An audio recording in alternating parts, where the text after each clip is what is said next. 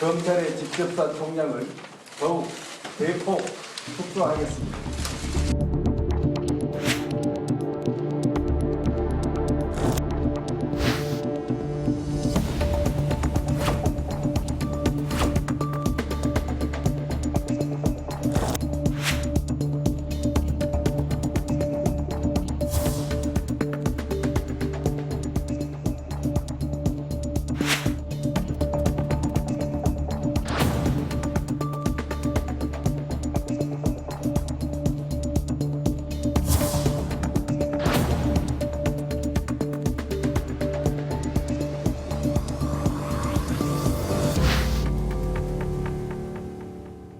네, 검찰이 어제 강신명 전 경찰청장을 불법 사찰과 정치 개입 등의 혐의로 구속했습니다.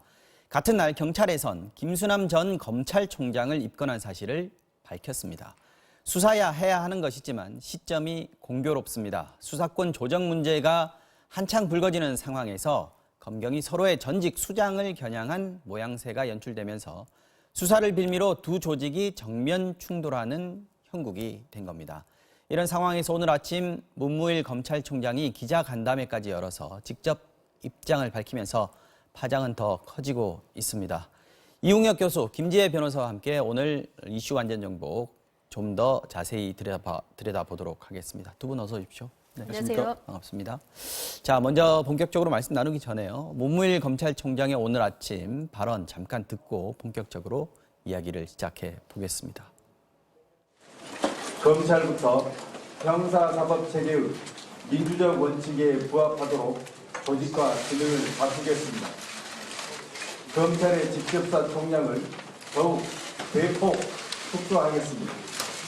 검찰은 형사사법제도 개혁에 대한 국민의 기대에 부응하겠습니다.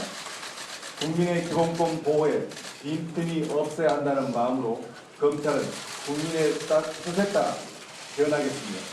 하지만 현재 국회에서 신속 처리 법안으로 지정된 법안들은 형사사법 체계의 민주적 원칙에 부합하지 않고 국민의 기본권 보호에 빈틈이 생길 우려가 있다는 점을 간곡히 호소드리고자 하여서 이 자리를 마련하였습니다.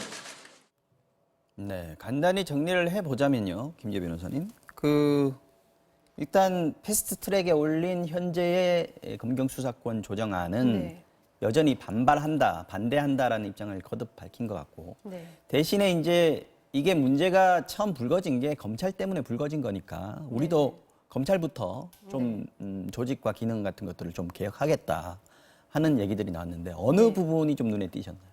일단 반성으로 시작은 했지만 결론은 우리는 도저히 수용할 수 없다라고 그쪽에 좀 더 그렇게, 무게가 실렸다고 예, 그쪽에 좀 더 봐야죠. 무게가 많이 실렸고요. 그다음에 또 최근에 그 박상기 법무부 장관이 그 검사들에게 메일을 이메일 보내서 보냈습니다. 이런 수사권 조정안과 관련해서 어떻게 제도를 좀 보완할 것인지에 대해서 이야기를 했었는데 이제 그 부분도 굉장히 부적절하다, 바람직하지 못하다 이렇게 비판을 했고요.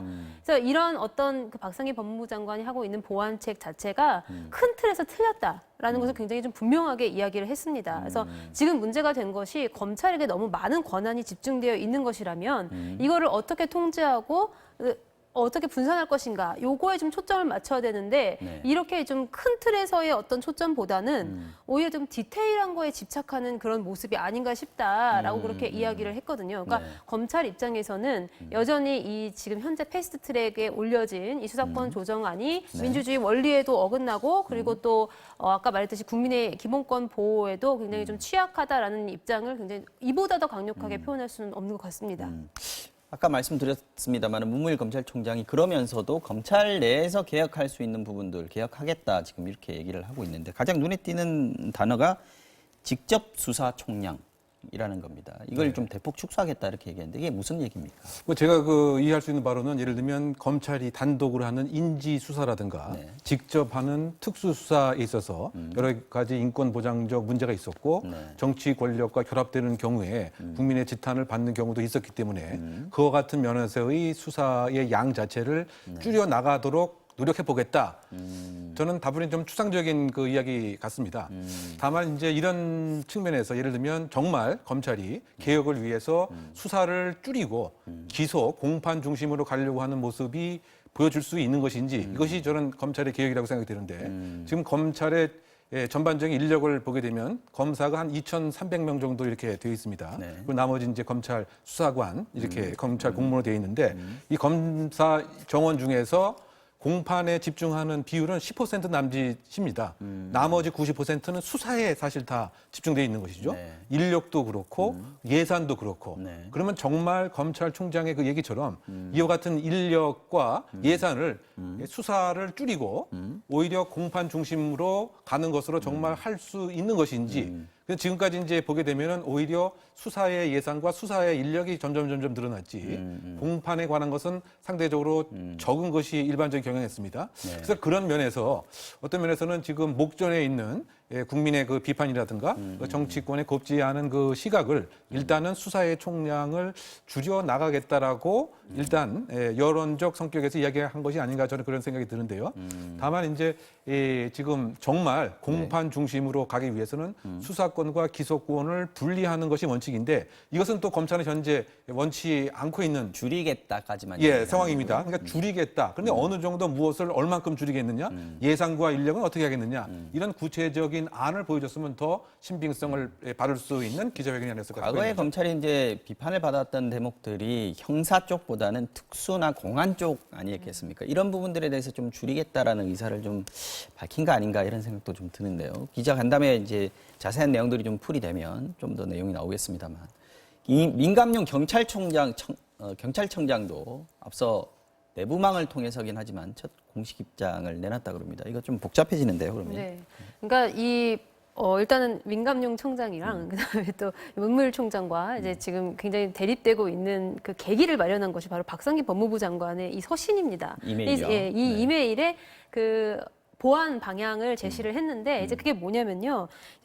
검찰이 보안 수사를 요구할 수 있도록 하는 거를 조금 더 자유롭게 보장을 하겠다라는 거고요. 그다음에 두 번째는 그 경찰이 무혐의로 1차 종결한 거 이제 그거를 언제든지 검찰이 원하면은 가져와서 다시 수사할 수 있게 하겠다. 그다음에 또 하나는 검찰이 수사 과정에서 뭐 공범에 대한 거라든지 아니면은 새롭게 인지하는 그런 사건에 대해서는 검찰이 그냥 알아서 자유롭게 수사할 수 있도록 하겠다. 그러니까 이게 뭐냐면 결국 수사권의 주된 그 메인, 그러니까 주체가 누가 되느냐를 가지고 지금 경찰도 반발하고 있고 검찰도 반발하고 있는 거예요. 검찰은 그것만으로는 안 된다고요. 경찰은 그렇게 해놓으면 우리한테 수사권 주는 거 아니지 않느냐. 이제 이런 입장이 되는 겁니다. 그래서 지금 민감용 청장의 주장은 뭐냐면 경찰이 1차적인 본래적 수사권을 가지고 있고 수사 종결권도 가지고 있어야 되고 그다음에 검사의 직접 수사는 제한되어야 된다. 그러니까 이것이 가장 좀 첨예하게 대립되는 부분인데 이 부분에 있어서는 경찰이 결코 물러날 의사가 없다라고 그렇게 밝힌 것을 보입니다.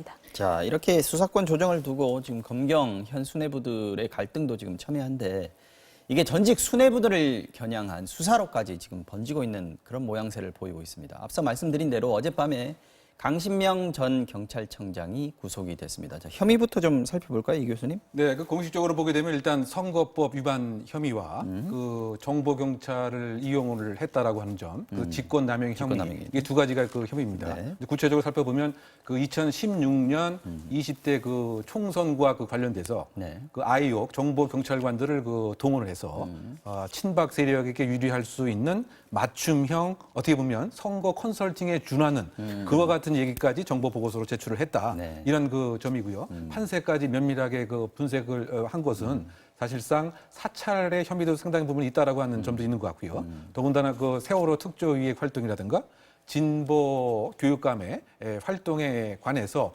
어떻게 하면 여당 세력이 조금 더 국민들로부터 세월호에 관한 여러 가지 문제점들을 해소할 수 있는가에 관해서도 세밀하게 그 보고를 했다. 네. 그럼 이것은 선거의 중립을 지켜야 할 공무원의 의무를 해태한 것이고 또 중립을 지켜야 할 공무원의 공정한 임무도 그 해태한 것이다라고 하는 것이 주요 혐의로 영장이 청구됐던 사항입니다. 어제 근데 강신명 전 경찰청장 말고도 한꺼번에 4명이 지금 구속영장 청구가 되지 않았었나요? 네, 그렇습니다. 사실은 이제 그 당시에 그 청와대에 있었던 치안감 수준의 고위 간부 그리고 이제 그 당시에 경찰청 차장이었습니다. 그분이 그다음 이제 이철성 전 경찰청장이죠. 그렇죠. 네. 그분하고 그다음 정보국장 4명에게 모두 영장이 청구됐습니다만 강신명 청장만 구속영장이 이제 발부가 되었던 것인데 왜 그런가요? 그건? 그 이유는 아무래도 일단은 경찰청장이라고 하는 그 지위 자체가 모든 것을 결정하고 보고받고 지시까지 할 수 있는 상황임에도 불구하고 네. 지금 여러 가지 조사상에서 강신명 청장은 이와 같은 것을 모두 부인하고 있다. 즉 바꿔 얘기하면 증거 인멸의 가능성이 상당 부분 있는 것이 아니냐. 뭐 이런 점인 것 같고요. 반면 이제 이철성 차장은 물론 후임 경찰청장이었습니다만 그 당시에 그 입장에서 차장에 불과했고 지금까지 불거진 그 사항에 대해서 상당 부분 인정하는 듯한 태도를 보여주고 있기 때문에 적어도 이와 같은 사항은 직간접적으로 알았다. 관여의 정도나 어떤 지위, 지시를 할 수 있는 위치에 있었느냐 이 부분을 이제 중하게 봤다라고 할 수 있겠군요. 뿐만 아니고 이 사실에 대한 인정 여부까지 네. 이제 포함을 해서 알겠습니다. 강신명 청장에게만 영장이 발부가 되었습니다. 자, 강신명 전 경찰청장 구속 사유는 뭐 법원이 잘 판단을 했을 것 같고요. 수사도 뭐 할 만한 수사였다. 그리고 이거 굉장히 중요한 부분이긴 합니다만 공교롭게 경찰이 김수남 전 검찰총장에 대해서 우리가 입건했다, 곧 소환도 할 수 있다, 뭐 이런 입장을 밝혔습니다. 네, 이게요. 그 이문정 충주지청 부장검사의 고발장으로 인해서 시작이 됐습니다. 네. 예, 이문정 검사가 뭐라고 이야기하냐면요. 그 3년 전 부산지검에 있었던 그 윤모 검사가 있습니다. 네. 이 검사가 고소장을 위조한 것을 적발하고도 그 사건이 있었죠. 네, 이 검찰 수뇌부가 별다른 조치를 하지 않고 이 윤모 검사의 어떤 그 사표를 수리를 한 겁니다. 그러니까 아무런 징계 없이 사표 예, 수리했다. 이제 그거 자체가 굉장히 좀 비위 혐의다라고 이렇게 주장을 한 것 그래서 같고요. 직무유기인 거죠, 그러니까. 네, 그리고 혐의는요? 이제 또 그렇죠. 직무유기가 되는 건데 이 윤모 검사 같은 경우에는 고발장이 한 번 접수가 되고 나면 그 다음부터는 공문서가 됩니다. 근데 이 공문서를 잃어버린 거예요. 그러니까 그 고소인들로부터 네네. 고발장을 잃어버렸는데 네. 잃어버리고 나니까 이제 본인이 이걸 위조해서 이제 작성을 한 것인데 이거 공문서 위조죄잖아요. 네, 그렇죠. 근데 이제 이 공문서 위조에 대한 어떤 혐의가 2018년 10월에 재판에 올라가는데 사실 이 사건이 있었던 건 2016년도예요. 그러니까 2년 동안의 수사를 질질 끌다가 결국 기소를 했다. 뭐 이런 것까지 총체적으로 봐서 이 윤모 검사의 어떤 비위 혐의를 눈 감아주기 위한 조직적인 행동이 있었던 것 아니냐라는 그런 의문을 제기한 것이고요.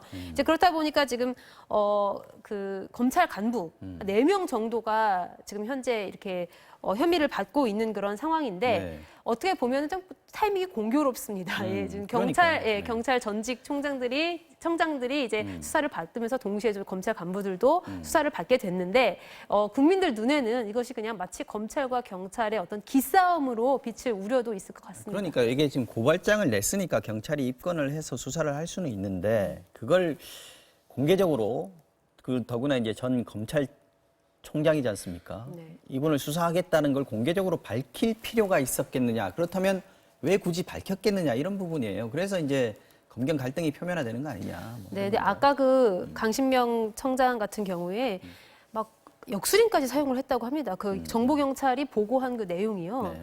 그 역술로 뭐 VIP의 어떤 운세, 그다음에 관상, 그다음에 혹은 심지어는 경제와 외교 안보도 점을 쳤다는 겁니다. 굉장히 예, 그렇다 보니까 그러니까 국민들은 국민 세금으로 그러면 점을 보러 다녔나? 이렇게 의아해할 수밖에 없는 것이고요. VIP가 이런 종류의 보고를 좋아했기 때문에 이런 보고를 했구나, 또라는 것도 입맛에 맞춰서. 예, 깨닫게 되는데 그러다 보면 우리가 지금 정치 검찰 하지만 네. 이 경찰은 그러면은 정치 경찰이 아니냐라는 이제 그런 또 의문도 같이 들거든요. 이제 그렇기 때문에 경찰 입장에서는 지금 어쨌든 이런 전국에서 패스트트랙에 올라간 어떤 검경 수사권 조정과 관련해 가지고 어떤 여론을 본인들에게 유리하게 형성해야 하는 그런 측면도 분명히 있을 것이고요. 그렇다 보니까 이제 검찰 내부의 비위 사건이 딱 포착이 되자마자 굉장히 조금 적극적으로 그렇게 나서서 수사하고 또 미리 또 좀 공표를 하는 그런 형세를 보이고 있지 않나 생각합니다. 강신명 전 경찰청장이 구속 될 것 같고 또 다른 경찰 고위직 간부들 전 고위직 간부들도 구속영장이 청구되니까 이거 큰일 났다. 우리 빨리 다른 것 빨리 한번 찾아봐라. 이렇게 된 걸까요? 이렇게 역사적으로 이렇게 가만히 기억을 반추해 보면 항상 수사권에 관한 이야기가 나올 때가 되면 경찰의 고위 간부가 많이 구속이 되어 왔습니다. 그렇습니다. 예, 그리고 또 검찰에서도 평상시에 경찰의 비율을 이렇게 쌓고 있다가 이 수사권과 관련된 전후에서 발표하는 것이 네. 예, 좋지 않은 사실 뭐 관행이었던 것 같은데 이번에 경찰이 검찰 따라하기를 하는 것이 아닌가 그런 생각도 많이 듭니다. 예, 어떻게 본다면 우연치고는 양 기관에서는 이렇게 얘기를 하고 있죠. 그 검찰에서도 예, 이 전직 경찰 수장 2명을 이렇게 예, 포토라인 등에 세운 것은 망신 주기 이런 건 전혀 아니고 네. 우연히 수사가 진행되다 보니까 이루어졌다라고 얘기하고 있는 것 같고요. 예. 경찰도 마찬가지 입장인 것 같습니다. 그렇게 얘기는 하겠죠. 예, 고발이 되었지만 네. 그죠? 그 수사의 그 진행 시기에 따라서 이렇게 검찰총장이 입건이 된 것이지 네. 전혀 다른 의도가 있었던 것은 아니다. 그런데 우연치고는 상당히 그 재미있는 뭐 우연이기 때문에 네. 결국은 양 기관이 맞불 작전을 하는 이런 형국인데 그렇게 아름다운 모습으로 비춰지지는 않지 않아 생각됩니다. 맞습니다.